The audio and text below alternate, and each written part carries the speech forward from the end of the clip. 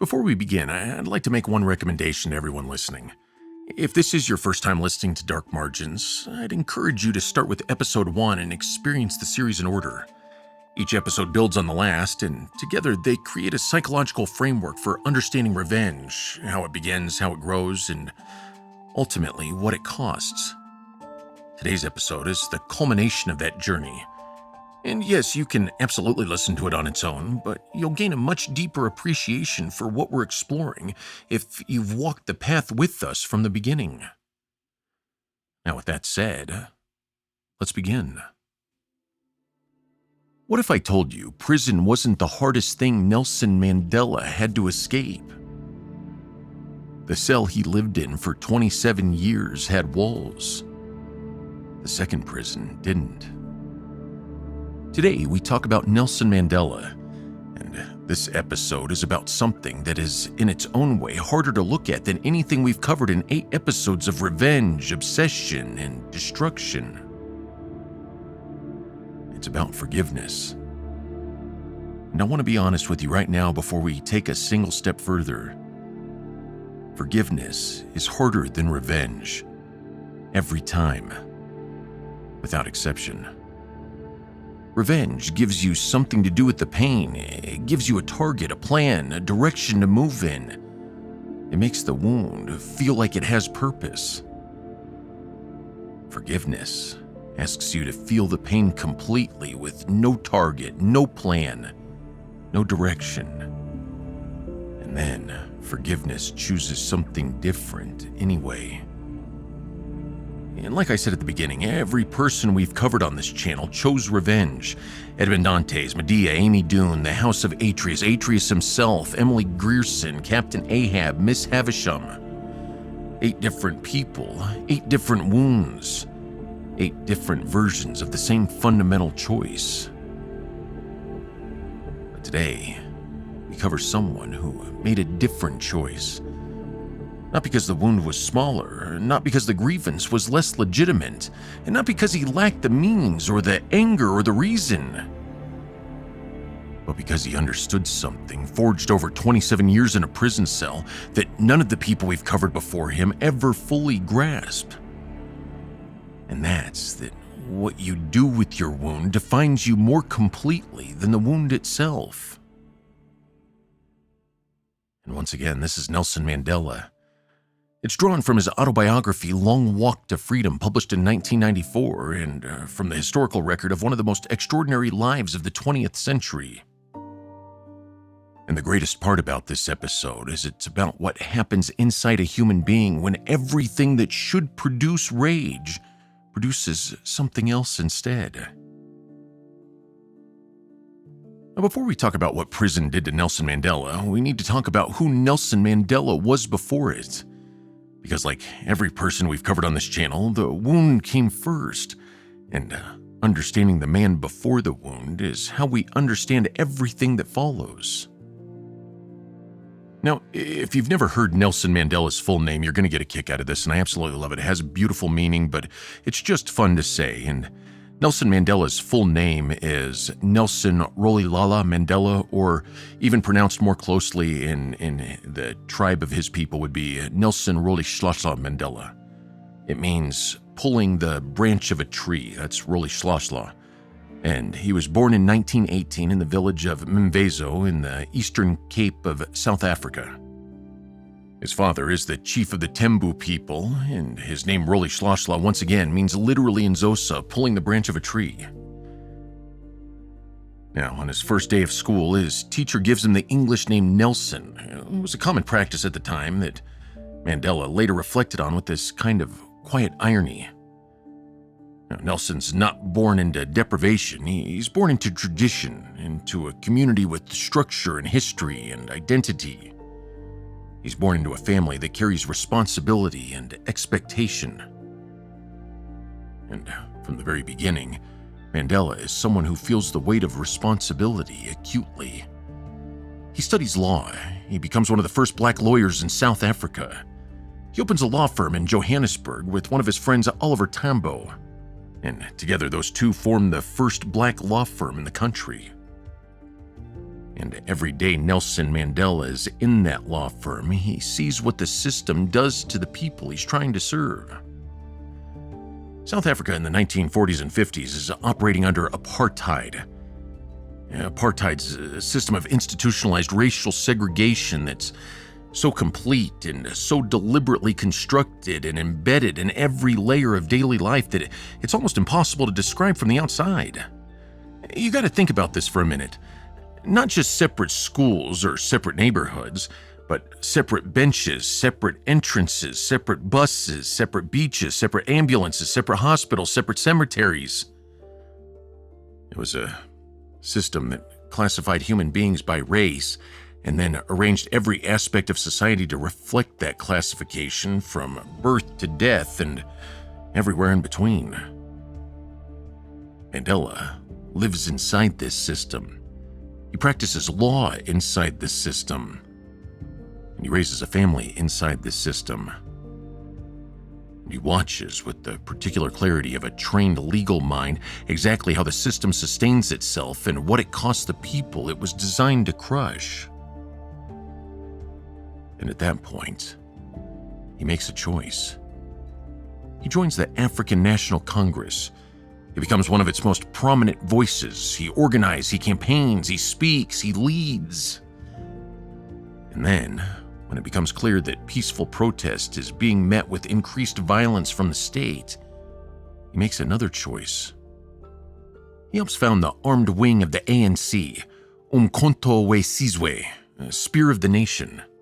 Not because he abandoned the principle of peaceful resistance, but because he concluded after years of watching peaceful protest answered with bullets and batons that the people he was fighting for deserved someone willing to fight back. And that fighting back leads him to the Rivonia trial. It's 1964. Mandela's arrested, tried, convicted of sabotage and conspiracy to overthrow the government.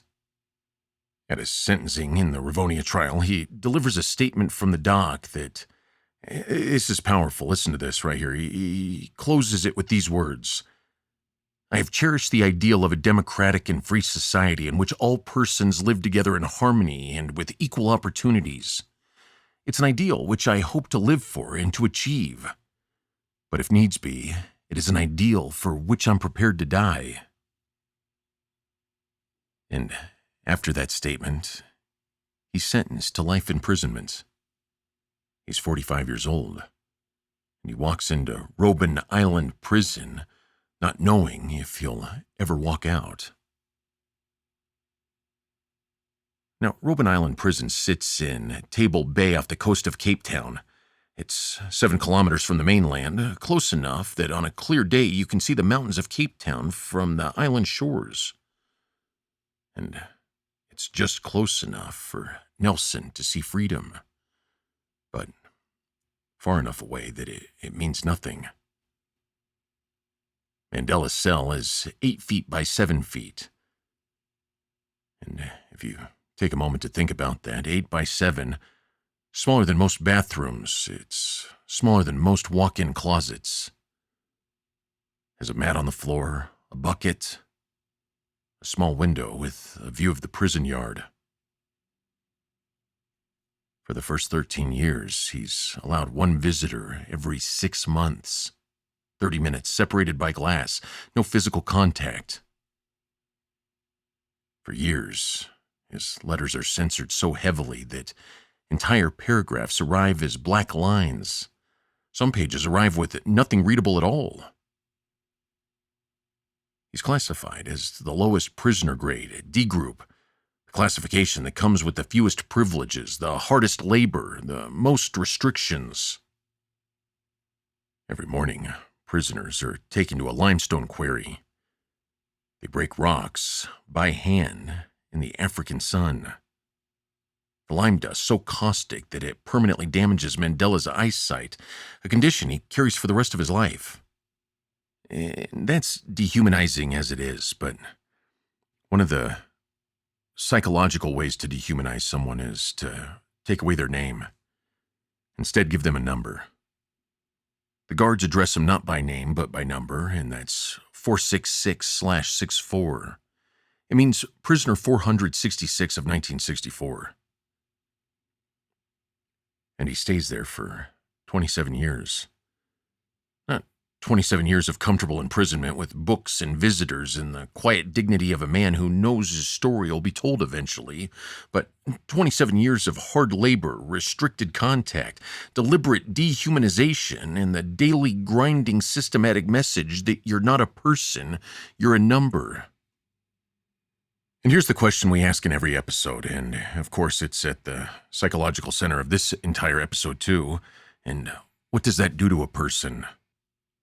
What does 27 years of dehumanization do to the anger that was already there? Legitimate, documented, historically verified anger at a system that had classified him as less than human since before he could vote. And here's what most people would expect. That it hardens, that it compounds, that 27 years of injustice piled on top of the original injustice creates something that comes out of that prison like a weapon, pointed, sharp, and looking for a target. And Mandela, in The Long Walk of Freedom, is honest about the fact that the anger was there.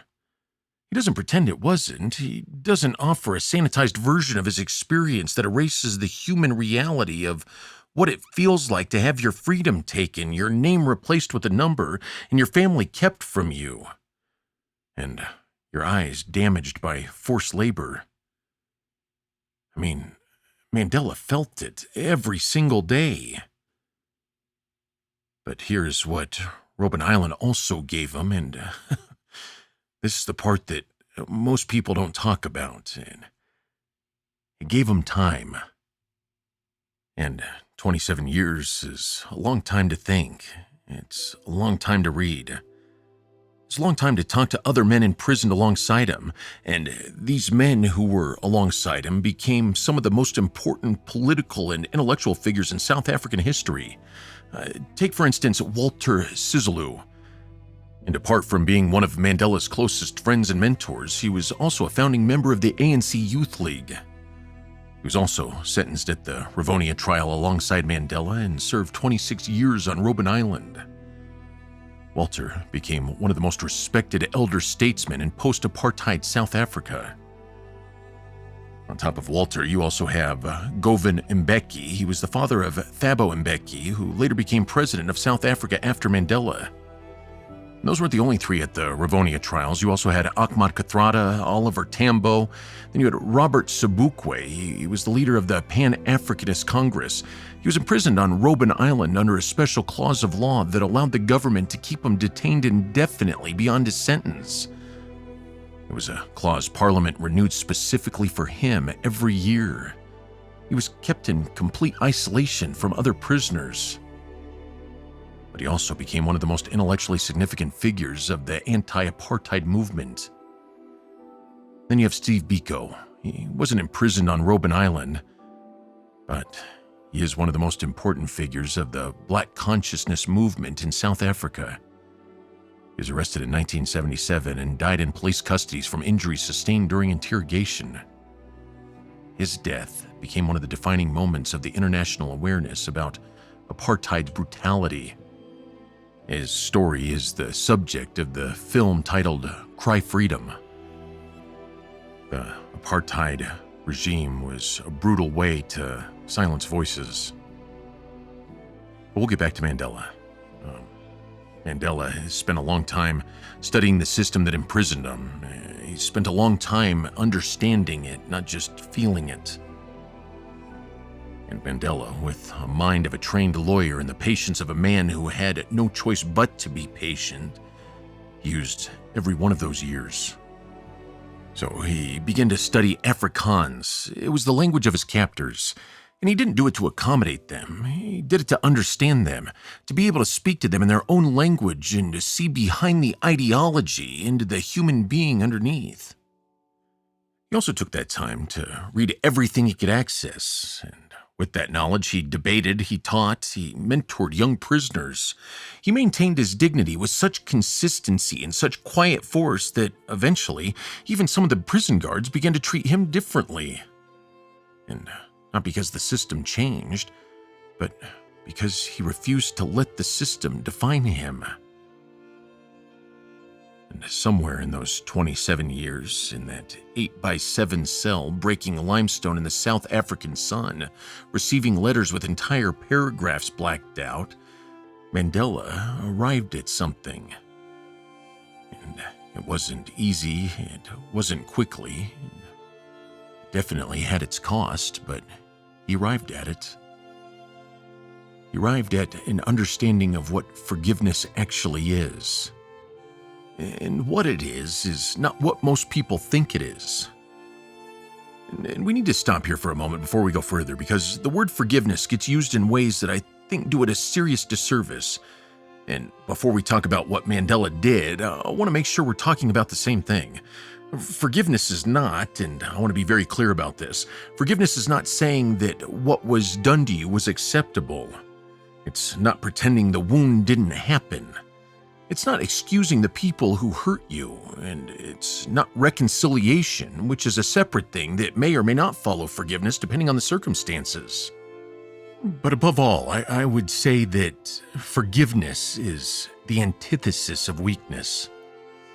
But enough about what forgiveness isn't. Let's talk about what forgiveness is. And here's what the psychological research actually tells us what it is. And here's a book by Enright and Fitzgibbons. It's titled Helping Clients Forgive, an empirical guide for resolving anger and restoring hope. Enright, you see, is widely considered the pioneer of forgiveness research in modern psychology. And so these two say in the book, they say, forgiveness is a decision made by the person who is wronged for the benefit of the person who is wronged to release the grip that the wound has on their present and their future. Now let's read the beginning again. Made by the person who was wronged for the benefit of the person who was wronged. Not for the benefit of the person who caused the harm, and not as a gift to the people who hurt you, or the erasure of what happened or an endorsement of what was done. But forgiveness, true forgiveness, the kind Mandela arrived at over 27 years, is the decision that the wound's not going to be the thing that runs your life anymore. That the person who put you in that cell doesn't get to live in your head rent-free for the rest of your existence. That you're going to reclaim the territory of your own future from the people who tried to take it. There's a Dr. Fred Luskin at Stanford University. He's done some of the most rigorous research on forgiveness in modern psychology, and he describes it this way. Forgiveness is the peace you learn to feel when you allow the story of what happened to you to become the story of what you survived, rather than the story of what was done to you. The story of what you survived, rather than the story of what was done to you. Now, to put that in perspective and do a quick recap of the episodes previous, Edmond Dantès, his story was always the story of what was done to him. Every movie made for 13 years was the story of what was done to him. Medea, the story of what Jason did, defined every choice she made until the fire. Ahab, the whale taking his leg, was the story of what was done to him so completely that it replaced every other story he had. And Miss Havisham, well, she stopped the clocks at the moment of the wound and lived in that story of what was done to her every morning for decades. But Mandela, in a prison cell smaller than most bathrooms, breaking limestone with his bare hands, he chose a different story. And as I said earlier, it didn't come immediately, and I know it wasn't easy. And it wasn't without the full weight of everything that was being done to him, pressing down on that choice every single day, but still, he chose it. And he chose it again the next day. And the day after that, 27 years of choosing that forgiveness is not weakness, that it's actually the hardest thing a human being can do. And like I said, it was 27 years. It led to the day, February 11th, 1990. Nelson Mandela walks out of Victor Verster prison. He'd been transferred from Robben Island years earlier, but It was still a 27-year imprisonment. He's 71 years old now. He was 45 when he went in, but 71 now. He's missed his children growing up. He's missed funerals and weddings and the ordinary accumulation of life lived freely. His eyesight's been permanently damaged. His body carries the cost of 27 years of hard labor and insufficient nutrition. And he walks out of that gate hand in hand with his then-wife Winnie, his fist raised into a world that had been waiting for him. The images of that walk are some of the most recognizable in 20th century history. The cameras, the crowds, the moment that represented for millions of people around the world. It was something they'd been holding their breath for. And here's what Mandela says about that walk and a long walk to freedom. He says that as he walked toward the gate, he felt, it wasn't triumph, and it wasn't vindication, and it wasn't the satisfaction of a man whose enemies are about to face consequences. But instead, he felt a profound sense of responsibility. He writes that he knew in that moment that if he projected hatred and bitterness, if he came through that gate as a weapon that 27 years of injustice might reasonably have forged him into, that 27 years would have been lost, and he would have lost. Not politically and not strategically, but he would have lost himself. And he had just spent 27 years refusing to lose himself. And so he definitely wasn't going to do it at the gate. Mandela also says something in Long Walk to Freedom that I think it's just awesome. It's a single sentence. It's great. Mandela writes, "As I walked out the door toward the gate that would lead to my freedom, I knew if I didn't leave my bitterness and hatred behind, I'd still be in prison. If I didn't leave my bitterness and hatred behind, I'd still be in prison." To everyone listening, the gate wasn't the prison. The bitterness was the prison. And Mandela, with 27 years of practice, knew exactly how to leave it behind. Let's connect that to something we've talked about on this channel before. Miss Havisham stopped clocks, the prison she built inside her own house. That was the same thing Mandela's describing. The physical imprisonment ended the day he walked through the gate. The psychological imprisonment, the one built from bitterness and the story of what was done to you, that one doesn't end automatically. You have to choose to leave it behind. And you have to choose that every single day. Mandela made that choice every single day. So here's the question that this episode's been building towards since the first episode of Dark Margins. This is our 9th episode, and we've spent 9 episodes asking in different ways through different stories across different centuries and continents and cultures, what does a person do when they're genuinely wronged? And in looking episode after episode, we've seen 8 different answers so far. All of them involve some form of harm directed outward.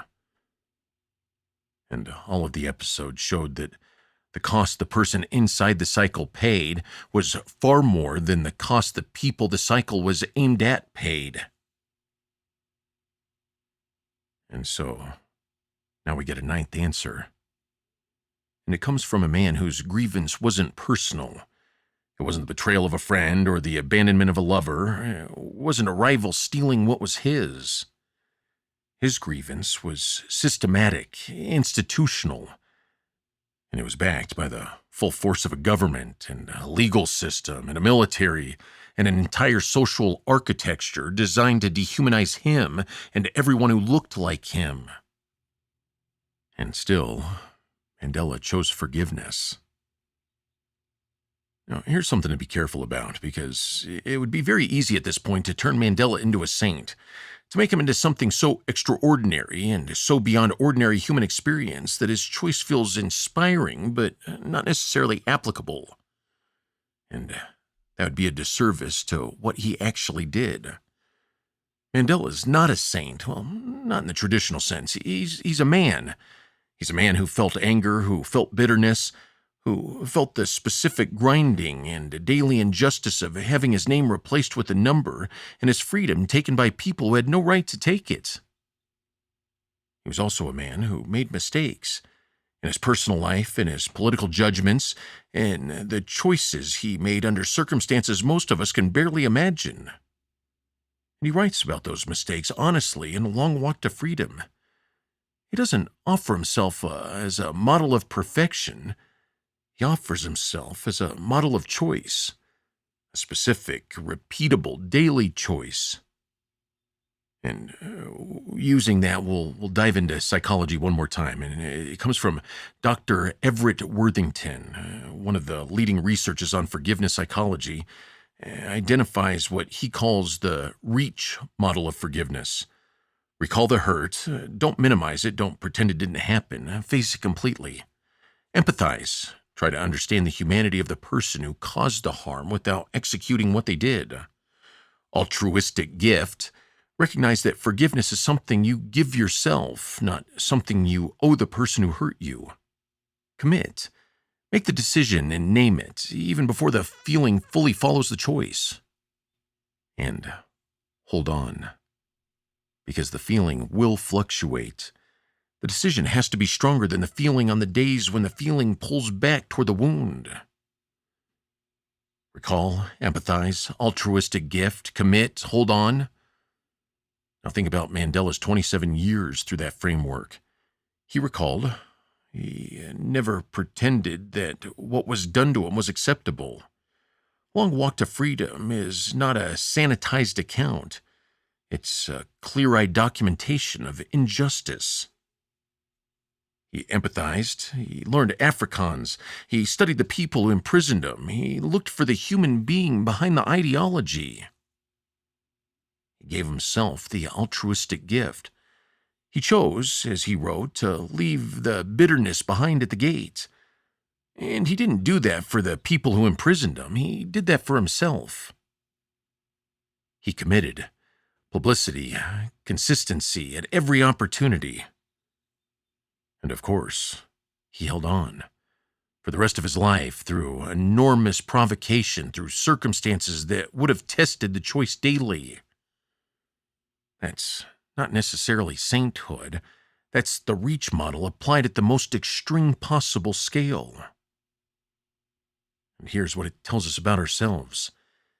If the framework that Mandela used intuitively over decades without the benefit of a psychology textbook is the same framework that modern research has identified as the mechanism of genuine forgiveness, then the choice he made is not beyond us.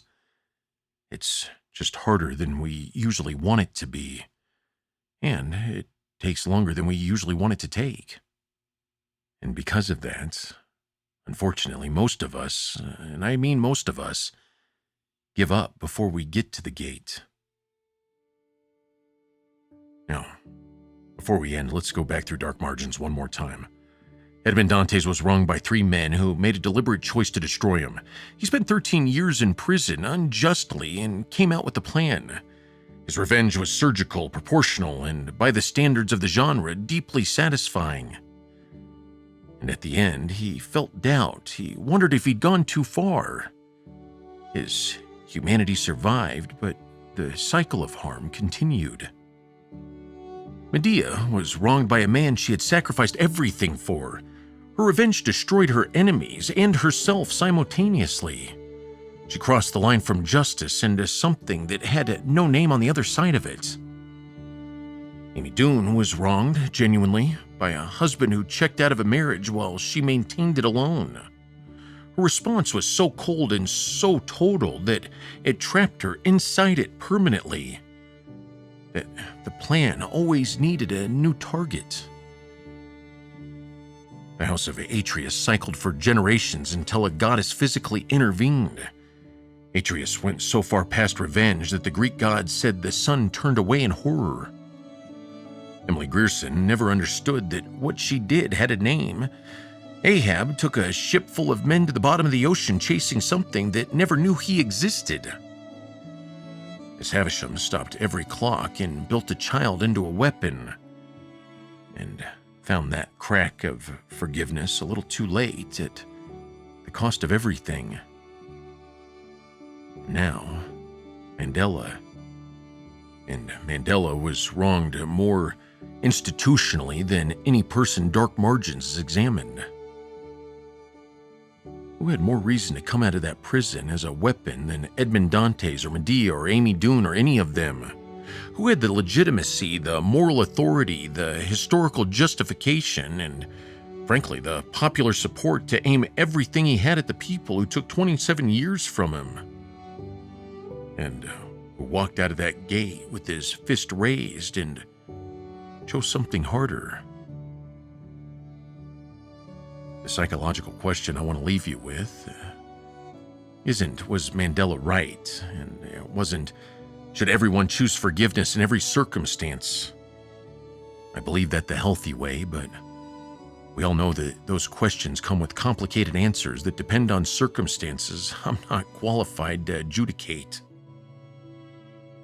So, the question I want to leave you with is simpler and more personal. What is your wound costing you? Not the person who caused it, not the system that allowed it, not the people who watched and said nothing. What is it costing you?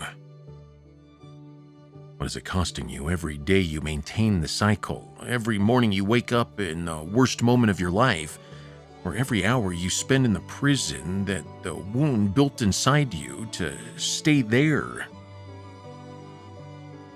Because here's what the 9th episode of Dark Margins has proven. And it's proven it through 8 stories of revenge and only 1 story of something else entirely. The wound is real, the grievance is legitimate, and the cycle's always more expensive than the original injury. Edmond Dantès spent 13 years in a prison for a crime he didn't commit, and he spent the next decade in a prison he built himself. Miss Havisham spent one morning being defrauded by a man who targeted her, and then spent decades in a house she sealed herself into. Ahab lost his leg to a whale that had no malice, and he and his crew lost everything else by choice. The original wound is something that happened to you, but the cycle is something you choose.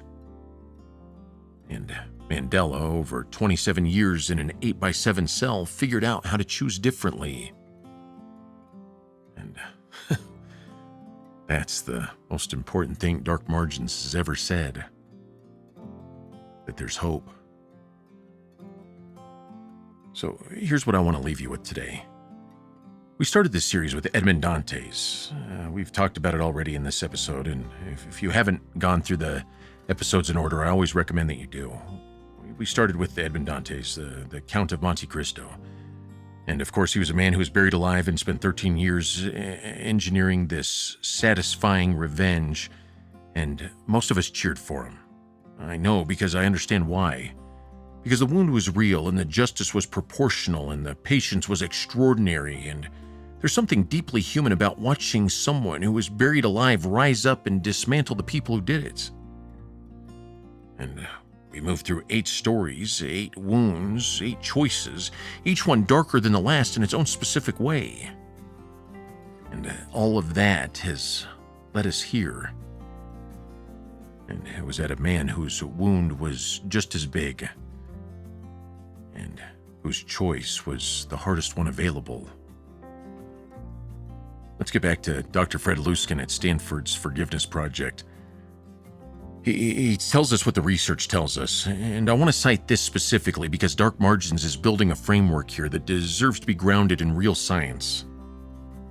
And the science shows that people who practice forgiveness, genuine forgiveness, not minimization, not pretending, they show measurable reductions in stress hormones, blood pressure, and depression symptoms.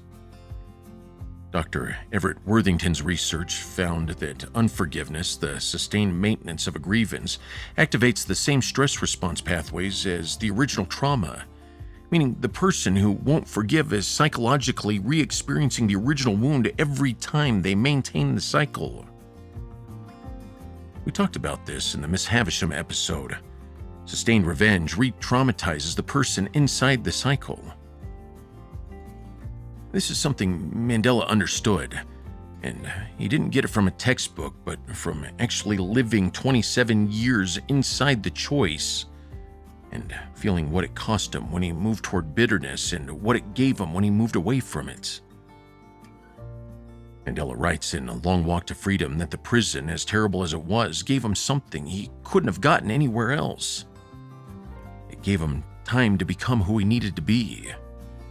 Not who the wound wanted him to be, and not who the system that imprisoned him expected him to be, and not who revenge would have made him to be, but who he needed to be. And all of this encourages me to say something to anyone listening to this today who's carrying a wound. Not a wound the size of 27 years in a prison cell. Most of us will never face anything close to that.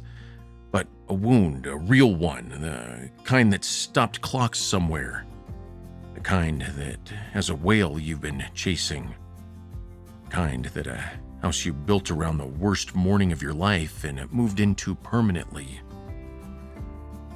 Mandela's choice is not beyond you. It's not reserved for extraordinary people with extraordinary capacity for grace.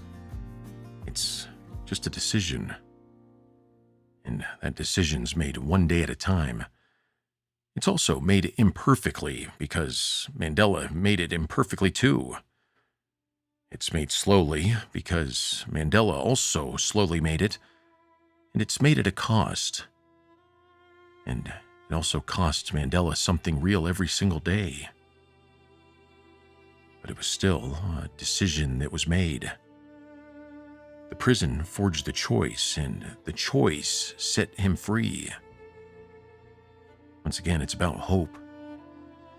And that hope is what this series has been building toward. It's been 9 episodes, 9 different wounds, 9 different choices. And finally, it's the one episode, the one wound, the one choice that shows us the way all the way out. Long Walk to Freedom is one of the most important books written in the 20th century. It's not a short read, but I do want to tell you it reads the way Mandela lived, with patience, clarity, and particular dignity. That dignity was of a man who decided a long time ago exactly what he was going to be. You can start with the chapters on Robben Island, and make sure you also read the chapter on the walk out of Victor Verster prison. Those chapters together are this entire episode in about 60 pages. And as always, I'll link them in the description. And now we've spent 9 episodes on this channel examining what human beings do when they're wounded. We've seen revenge that satisfies, revenge that destroys, revenge that traps, revenge that cycles, revenge that becomes evil, revenge that was never really revenge, revenge that becomes a religion, and revenge that becomes a prison. And now, a choice that breaks the cycle entirely. We could call it revenge that destroys itself and becomes forgiveness. Next time, we go somewhere unexpected. We stay with the theme of the cycle breaking, but we go to a story where the person who breaks it isn't the one who was wronged, but the one who did the wronging. It's a story what it cost the person who caused the harm and what it takes to face it.